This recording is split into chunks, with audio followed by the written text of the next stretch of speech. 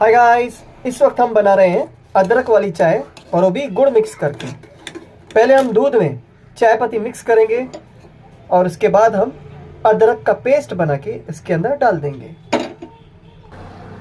फिर हम जैगी पाउडर यानी गुड़ का पाउडर इसमें मिक्स करेंगे शक्कर की जगह, क्योंकि सर्दी जुकाम उसके लिए हमें ये चाय बहुत अच्छी लगेगी और सर्दी जुकाम खांसी भाग जाएगी।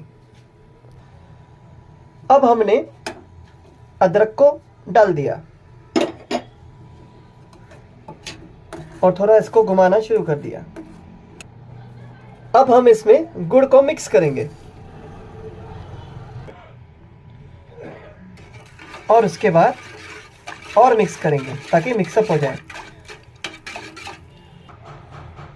और अब बन गई अदरक और गुड़ वाली चाय।